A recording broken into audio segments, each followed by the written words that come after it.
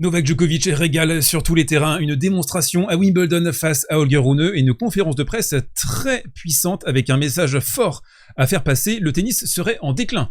D'après Novak Djokovic, alors réalité ou pas, on va en discuter avec beaucoup de gourmandise dans cette vidéo. Un mot sur le tennis français également, donc on va séparer la vidéo en deux. Il y aura une partie éditoriale et une partie analyse tennistique. Je te laisse claquer ton meilleur pouce et on attaque juste après ça.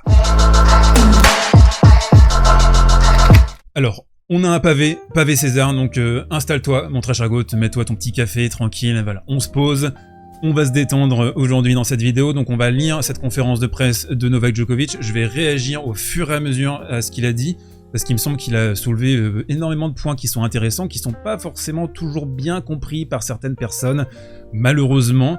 Je sais qu'il peut y avoir parfois une certaine vision du tennis, et notamment dans les instances qui sont assez rigides. C'est une vision qui est rigide, qui est un peu old school. Nous, on va essayer de décortiquer tout ça. Donc, il dit, en termes d'innovation dans notre sport, autre que sur les grands chelems, nous devons trouver comment attirer un jeune public. Et là, en fait, il met directement le doigt sur le problème, qui est que le tennis a beaucoup de mal à capter la nouvelle génération. Pourquoi ? Parce que le tennis est très peu présent sur les réseaux sociaux, parce que aussi, il y a une protection des droits qui est terrible. Et ça, vous le savez, si vous suivez la chaîne depuis quelques années maintenant, j'ai eu un mal fou à me faire comprendre avec l'ATP. Au début, ça a été très compliqué, même l'utilisation de screenshots à des fins didactiques, ça a été compliqué de leur faire comprendre ça. Bon, on a réussi à discuter et à se mettre d'accord, mais en fait, leur idée, eux, c'est que ils ont leurs droits et c'est impossible pour quiconque de les utiliser, à part eux. Et en fait, ils comprennent pas que en NBA, en Formule 1, dans d'autres sports, il y a quelque chose qu'on appelle la viralité organique. C'est-à-dire que vous avez n'importe qui prend un clip d'un joueur qui réagit, qui fait quelque chose de marrant, et il va y avoir une viralité organique. C'est-à-dire que toi, au lieu de travailler pour ton produit, tu laisses les fans travailler pour toi. Et c'est comme ça que la viralité fonctionne en 2024, c'est comme ça que les réseaux sociaux fonctionnent en 2024, et c'est aussi comme ça qu'on va conquérir la nouvelle génération. C'est en les laissant bosser pour toi. Ça paraît un peu fou, ça paraît limite cocasse, mais c'est comme ça que ça fonctionne le mieux. C'est-à-dire que si tu as un compte, par exemple, officiel, qui poste un extrait, et si ça vient d'un compte complètement, tu vois, random, d'un mec lambda, eh bien ça va beaucoup plus fonctionner si c'est le mec lambda. C'est bizarre, mais c'est comme ça. Parce qu'il y a un côté un peu, voilà, interdit, capté comme ça à l'arrache. Les gens aiment ça, ils veulent ça, et malheureusement, l'ATP et la WTA, ils n'ont pas encore exactement bien compris les ressorts des réseaux sociaux. Je pense aussi, et je le sais, parce que j'ai été au contact d'un gars qui travaille à l'ATP, et il me l'a dit lui-même. Il m'a dit, ouais, je me sens un peu comme Don Quichotte, vraiment, je suis tout seul à essayer de me dépatouiller, à pousser, par exemple, des chaînes comme la mienne, en ayant accès aux droits, mais bon, c'est trop compliqué, c'est vraiment compliqué à mettre en place. Bref, on enchaîne parce qu'il nous reste encore beaucoup de choses à couvrir.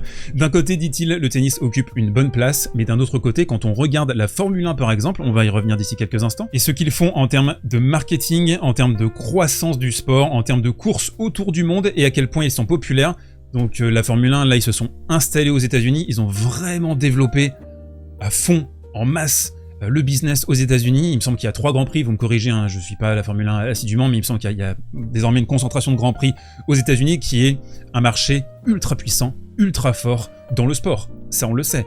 Et justement, ça va être l'un des axes de notre développement, c'est de dire, ouais, le tennis aux États-Unis, c'est en train de claquer. C'est le pickleball qui est en train de prendre le dessus. C'est sûr, on le sait, on le voit. Toutes les stats sont là. Quand vous regardez les audiences de Roland Garros cette année, elles sont cataclysmiques. Tu vois les Agassi, tu vois les Roddick, tu vois les Steffi Graf qui jouent au pickleball. Bah ouais, le business il est là, ça se développe, parce que c'est plus facile, c'est des cours qui prennent moins de place aussi. Et plein d'exemples, et Novak le dit plus bas, plein d'exemples où tu as des cours de tennis qui sont détruits pour mettre des cours de pickleball à la place. Parce que c'est plus rentable, on va en reparler d'ici quelques instants. Donc la Formule 1, il y a ça. Il y a aussi Drive to Survive, vous connaissez, c'est la série sur Netflix qui a cartonné. Justement, Breakpoint a essayé d'émuler ça en tennis, avec pas beaucoup de succès, ça a été un flop, parce que la série, elle est pas intéressante, elle est mal produite. Je pense aussi qu'elle véhicule des idées qui sont pas forcément super intéressantes, quoi. C'est un peu bébête dans l'esprit. Peut-être également que ça suit pas les joueurs que les gens ont envie de voir, vous comprenez ce que je veux dire, les Kyrgios, les Nadal, les Federer, les Novak, les Alcaraz, les Sinner, rentrer comme ça dans les coulisses. Donc voilà, ça propose pas assez de choses intéressantes, alors que justement, Drive to Survive, on a des angles qui sont énormes. On a le directeur de As qui est juste incroyable. On a Ricardo. Vous avez comme ça des récits qui sont même peut-être un peu fabriqués parfois, mais c'est la critique d'ailleurs qui revient sur Drive to Survive. Mais néanmoins, on a une série qui tient la route et qui a amené un nouveau public, un public de consommateurs de Netflix. C'est comme ça aussi. C'est comme ça que tu vas chercher les gens. C'est comme ça que tu vas aller chercher la nouvelle génération. Pas simplement qu'avec les réseaux sociaux, mais en allant les chercher là où ils consomment. Tout simplement. Ça paraît très simple, mais combien de personnes ont Eurosport, beIN, les chaînes payantes pour regarder du tennis? Combien de jeunes ont 5 heures à mettre pour regarder un match de tennis du début à la fin? C'est compliqué. Il faut s'adapter. Je suis d'accord qu'il y a parfois il y a des tares, il y a des choses qui ne vont pas non plus dans la nouvelle génération. Je dis pas que tout est bien, je dis pas que cette incapacité à se concentrer plus de 30 secondes sur un short ou sur un TikTok, c'est pas une espèce de décadence de la nouvelle génération. Si, forcément, il y a un problème derrière tout ça. Et même, tu vois, même je pense les gens qui sont formés, qui sont intelligents et qui se baladent comme ça sur Insta, sur les Reels, sur TikTok, bah forcément ça a un impact sur notre concentration, on comprend très bien ça. Mais c'est pas le débat. C'est pas le débat, on va pas refaire le monde, il faut utiliser les outils qui sont à notre disposition. Je sens que je suis complètement en train de m'évader là parce qu'on en a pour 45 minutes sur cette vidéo. Donc on reprend. Nous avons la chance d'être un sport très historique, dit-il, et très mondial. C'est vrai, c'est un sport qui est installé mondialement, bon, pas trop en Afrique, comme beaucoup de sports d'ailleurs, malheureusement. Et même s'il y a des détections en football en Afrique, c'est compliqué. En Asie non plus, même s'il y a quelques joueuses qui pop comme ça en Chine et au Japon, c'est un continent qui est sous-exploité quand même sur les ressources tennistiques. Donc il dit, une des études réalisées par la PTPA il y a 3 ou 4 ans a montré que le tennis est le 3e ou 4e sport le plus regardé au monde avec le cricket. Donc ça c'est énorme, ça veut dire que les gens regardent le tennis, a priori. Le numéro 1 est le football, le deuxième est le basketball, ensuite c'est le tennis et le cricket. Mais le tennis est numéro 9 ou numéro 10 sur la liste de tous les sports en termes d'utilisation de sa popularité, c'est là où c'est important, de commercialisation ou de capitalisation sur celle-ci. Nous sommes assez fractionnés en tant que sport, ça c'est vrai, je pense que vous connaissez le tennis si vous regardez Service Volley, mais entre l'ATP, l'ITF, la WTA, ça se tire dans les pattes, les grands chelems, Craig Tiley qui veut faire son business là avec Tennis Australien. On sent que le tennis est un peu au carrefour de tous les possibles. Il y a l'Arabie Saoudite aussi qui débarque très très fort en tennis, là avec le Masters en WTA. Donc forcément, en ayant autant d'acteurs qui ont un pouvoir décisionnel, bah, tu te retrouves avec une situation qui est très compliquée. Il n'y a pas d'unité. Et ça aussi, forcément, c'est un problème en tennis. Et donc ce que Novak mentionnait également, c'était le basketball. Le basketball, ils ont compris très vite, très tôt, à partir des années 80, avec la rivalité Bird Magic, avec les Lakers et les Celtics, avec les années 90, avec l'arrivée des réseaux sociaux. Adam Silver, c'est un gars, c'est un visionnaire, vraiment, c'est un gars qui a tout à fait compris comment est-ce qu'on engageait la viralité, comment développer son sport. Vous écoutez ce mec, vous vous dites « Ouh, quand même, là il y a du level, on n'est pas sur du Andrea Gaudenzi, on est sur un gars qui comprend exactement quels sont les enjeux modernes. » Malheureusement, il n'y a pas de leader comme ça, unique pour le tennis. Novak continue, il y a pas mal de choses que nous devons examiner collectivement et essayer de les améliorer. Nous devons augmenter le nombre de joueurs qui vivent de ce sport, donc ça aussi c'est un point qui est intéressant, qui est très important, on en a déjà discuté 1 milliard de fois sur la chaîne, mais en gros il n'y a que 350 à 400 joueurs et joueuses qui vivent de ce sport. Il y a aussi parfois des histoires parallèles, par exemple Jules Marie qui vit du tennis confortablement, en ayant une chaîne YouTube, en n'étant pas directement dans les grands chelems. Donc il y a aussi des méthodes en étant créateur de contenu, en utilisant un peu les différentes ressources. Mais je vois aussi Jules, il a beaucoup de problèmes à capturer des images sur les sites. Il en avait parlé d'ailleurs il y a quelques semaines, il disait « Très difficile pour moi de faire mon contenu parce qu'on ne m'offre pas les accès aux images. » Et on revient à ce qu'on disait, on revient à ce que je disais, c'est que ces gars-là ne comprennent pas la valeur d'un mec comme Jules Marie. Ils comprennent pas la valeur de quelqu'un qui fait vivre au quotidien le tennis. Alors évidemment, lui, il utilise ça pour faire son business, sa chaîne fonctionne bien, son business fonctionne bien, mais je trouve qu'il sert également le tennis. Et ça, c'est peut-être pas assez mis en valeur, mis en exergue et compris par les décisionnaires, malheureusement. Vraiment malheureusement. Donc il dit un Novak, c'est très préoccupant pour moi, qui est simplement que 400 personnes qui vivent de ce sport, vous imaginez, c'est n'importe quoi. En football, il y a combien de personnes qui vivent de ce sport, avec les championnats, les ligues, etc., etc. On parle de dizaines de milliers de personnes, je pense, à minima. L'accent est toujours mis sur le Grand Prix, mais qu'en est-il du niveau de base? Nous faisons encore un très mauvais travail là-bas. Le tennis est un sport très mondial et il est apprécié par des millions d'enfants qui prennent une raquette pour jouer, dit-il, mais nous ne le rendons pas accessible. Donc ça aussi c'est un point intéressant et malheureusement parfois quand on discute avec des gens, ils ont un prisme franco-français sur cette question, mais le tennis n'est pas accessible. Je répète, le tennis n'est pas accessible. Ça coûte cher. Déjà en France, hein, ça coûte cher, il faut le matériel. Comment est-ce que tu vas capter, par exemple, les potentiels joueurs des banlieues, qui sont évidemment focus sur le foot à 10 000 %? Comment est-ce que tu amènes ces gens dans des clubs de tennis? Déjà, il y a aussi un côté social, socio-culturel, c'est très difficile. Il y a une friction qui est énorme avant de prendre une raquette, de prendre une balle, de trouver un partenaire, de trouver un cours, etc. Moi, je viens d'un petit village, j'ai grandi dans un petit village, je suis pas du tout un gars de la ville. À mon époque, on avait des cours gratuits en accès libre. Maintenant, je me rends compte que les cours autour de chez moi, tout est payant, quoi. Tout est devenu payant, tout est devenu cadenassé. C'est beaucoup plus difficile de jouer comme ça un peu en freestyle. Donc ça, c'est une réalité aussi. Ça, c'est en France. Même s'il y a des cours un peu partout, bah ouais, faut payer, quoi. C'est cher. Alors que le foot, tu mets 2 pulls et puis tu peux commencer à jouer, quoi. T'as pas besoin, tu joues sur un terrain vague, tu joues sur un terrain de handball. Tu vois, ça va vite. Ça va très vite. Donc ça, c'est la France. Déjà, on est bien lotis. Imaginez la Serbie. Imaginez Novak Djokovic. C'est vraiment une entreprise individuelle, quoi. C'est familial. C'est un projet de vie. Maria Sharapova avec son papa, par exemple, qui partent aux États-Unis. Et ils misent tout sur sa gamine. Avec parfois des excès aussi sur les parents et les aspirants champions, quoi. Tu peux avoir des gros problèmes. Vraiment des gros problèmes. Parce que tu mises tout sur ton poulain, sur ton canasson. Si ça marche pas, il n'y a pas de plan B, quoi. Donc Novak, il vient de Serbie, il vient d'une fédération qui est inexistante. Et là, c'est vraiment un projet individuel qu'il faut porter du début à la fin. Et forcément, quand t'es dans sa situation, quand t'as pas de plan B dans ta vie, et bah t'es encore plus motivé, que t'as encore plus la hargne, t'as la rage d'y arriver. Donc ça peut aussi être un mal pour un bien, mais en même temps, ça concourt à cette idée globale que l'accessibilité, elle est pas forcément très bonne pour la pratique, mais aussi ce qu'on a développé au début de cette analyse pour voir tout simplement ce sport, pour le rendre accessible visuellement. On enchaîne, j'espère que vous allez bien, ça va? Vous êtes bien installés? Ça va, c'est tranquille. On continue donc, nous avons maintenant du paddle qui grandit et émerge, les gens s'amusent en quelque sorte et disent « Oui, mais le tennis reste le tennis est le roi ou la reine de tous les sports de raquettes », c'est vrai.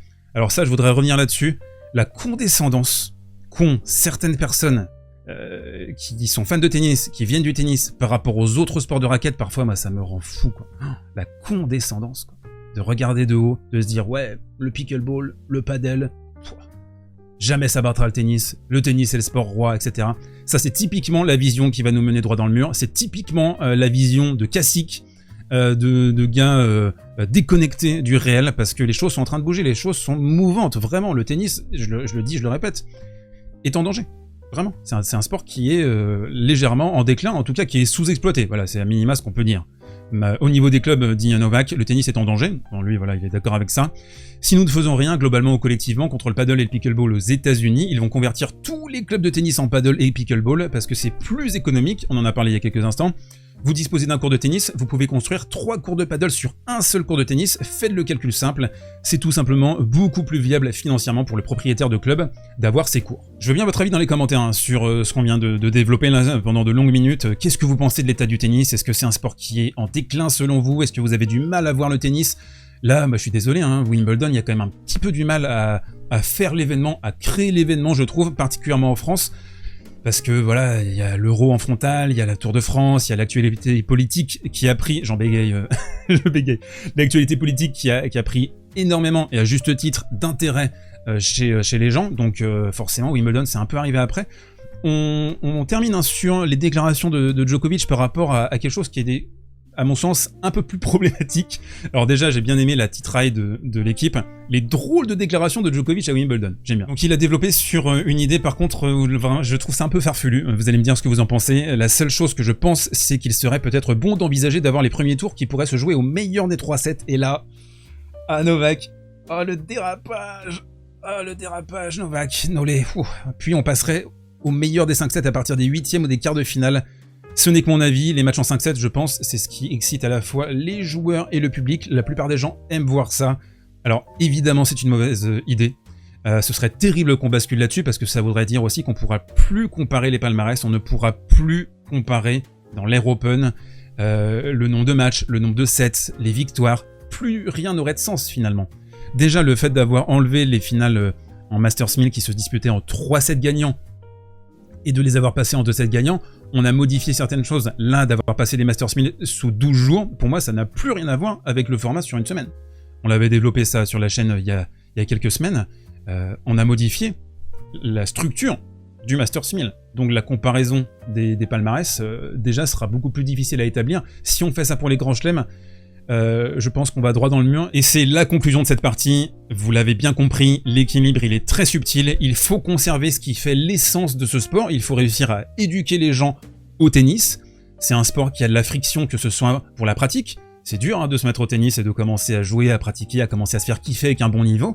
Il y a une friction donc de pratique, de visibilité, d'accessibilité globale. Donc il y a un vrai travail à faire. Alors qu'est-ce qu'on peut faire concrètement? Je pense que j'ai amené quelques pistes. Il faut développer la visibilité sur les réseaux. Il faut laisser faire les gens d'une manière organique, la propre promotion de ton produit. C'est difficile de lâcher le bébé, mais il faut le faire comme ça. Il faut aider les créateurs de contenu, c'est très important, aider les créateurs de contenu à faire leur contenu, à proposer le meilleur contenu possible à leur communauté, donner leur des images, donner leur des accès.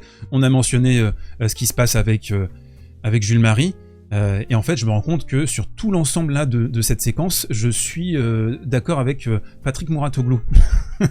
Allez, on bascule sur le coin tactique désormais. On va commencer par Novak justement, on est en train de parler de Novak, on va basculer ensuite sur le tennis français. Donc on commence avec la démontada de Djokovic sur Rune, il l'a désossé. Alors je disais, il y a quelques jours, Djokovic est-il fini? Point d'interrogation, qu'est-ce qui se passe? Le genou, les déplacements, on voyait quand même un joueur qui a mis un peu de temps à rentrer dans son tournoi. Là franchement c'était du solide, Ouf, c'était du sérieux vraiment. Alors déjà très agressif, très proactif sur le début de cette partie. Il a voulu faire passer un message à Rune. En gros il lui a dit bon je vais gagner les 12 premiers points du match, tu vas te calmer. C'est moi un peu le patron ici, toi t'es juste la petite version rikiki de ce que j'ai fait pendant toute ma carrière, donc très agressif, très proactif avec son coup droit notamment. Rune de son côté, eh bien toujours un peu le même problème, le même déficit. Pour moi c'est ici, c'est sur les bouts de course, il montre à son adversaire, il montre à Djokovic, c'est le premier point du match. Donc là il est désaxé. Et plutôt que de faire un enroulé de défense et se repositionner en sachant pertinemment que tu as une course défensive à effectuer, le péché mignon de Rune, c'est de satelliser la balle à chaque fois. Parce qu'il a pas envie de faire cette course défensive, il a pas envie de faire l'effort, il a pas envie de travailler. C'est un joueur qui aime plutôt imposer. Alors il peut défendre, bien sûr, certes. Mais je trouve que c'est pas un gars dans cette position-là qui aime se dépouiller, et ça veut dire beaucoup sur ce qu'il pense de lui-même. L'un des succès de Djokovic sur ce match et sur le match précédent face à Popyrin, c'est la qualité de son service. 37 ans, il a un service gargantuesque, diabolique.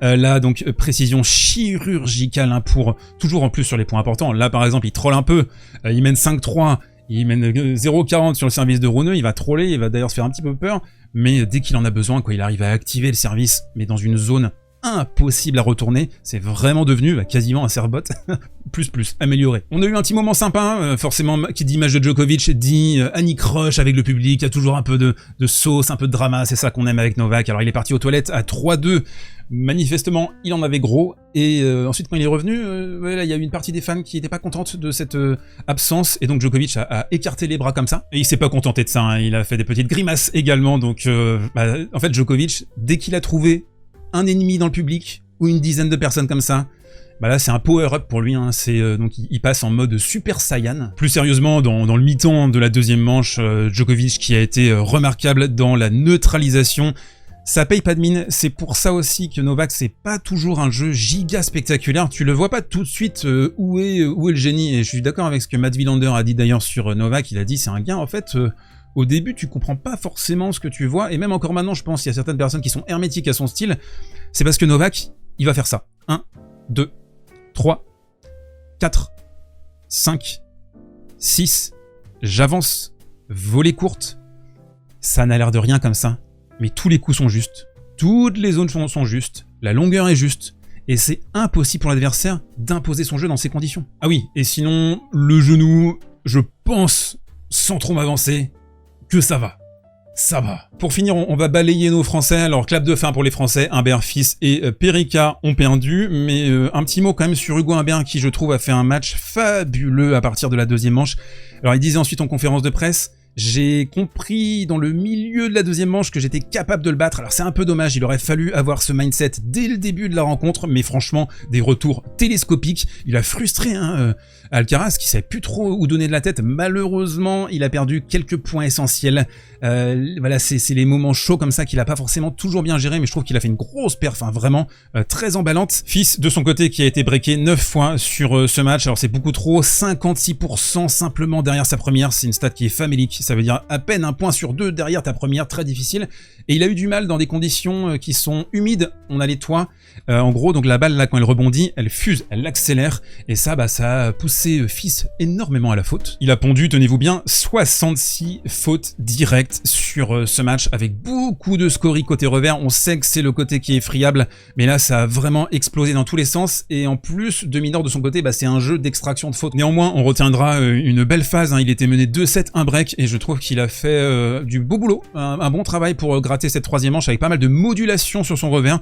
Ça aurait dû peut-être arriver avant. Il a changé quelques petites choses à son jeu. En fait, cette modulation en revers, ça consistait à poser la question à demi-nord, à lui dire: ok, c'est bien là, tu t'appuies sur ma balle, mais ça va être à toi de faire le jeu, et ça a été plus difficile pour Demi-Nord qui a été un peu surpris à ce moment-là, qui a commencé à faire pas mal de fautes. Pour Petit Péricard, c'était un peu la même idée, 7ème match, parce qu'il est sorti des qualifs, enfin il a perdu sur le dernier tour des qualifs, mais il était lucky loser, et on a senti assez vite, à partir du début de la deuxième manche, que les Gibbles, ça tournait plus du tout, c'était vraiment très raide, l'épaule aussi qui chauffait, on sentait qu'il n'y avait plus l'impact nécessaire. Il est à 67% derrière sa première sur ce match. Pour rappel, il était entre 84 et 89% sur ses tours précédents, donc forcément désactivé. En plus, je trouve que Lolo la musette a été très bon sur les retours bloqués. Il a réussi à bien neutraliser Péricard sur ses services. Donc il a volé en éclats, comme on dit, mais il restera quand même un très beau tournoi pour Péricard, avec ce duo que j'adore, avec Planck, cette responsabilisation.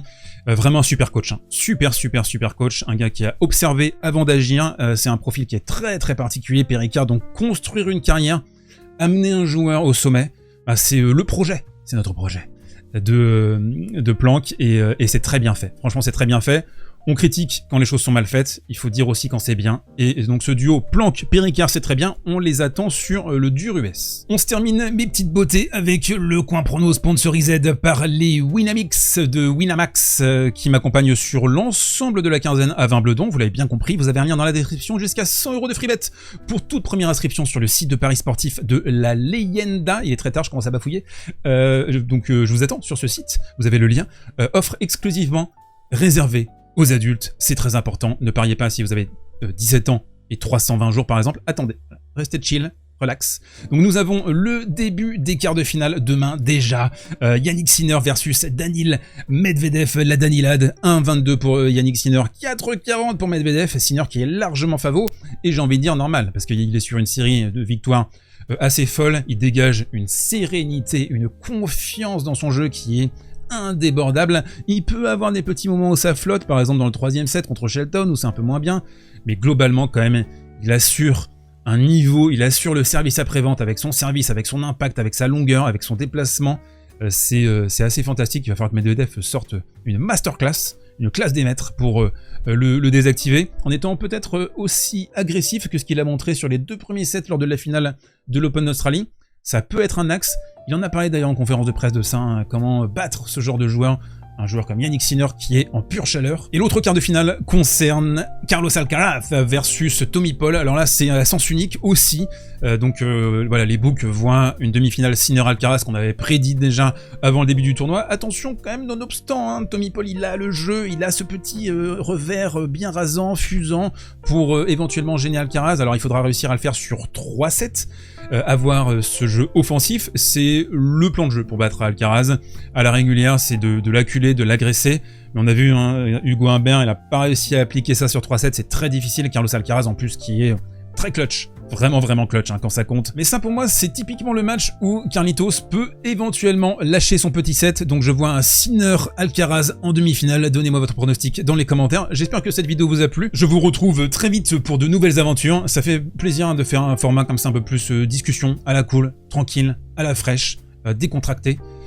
Et à très vite, voilà, profitez bien, kiffez votre Wimbledon, kiffez la vie aussi, d'une manière générale, il n'y a pas que le tennis dans la vie, faut rester quand même lucide, même si c'est quand même très très sympa, ce petit sport là, en déclin.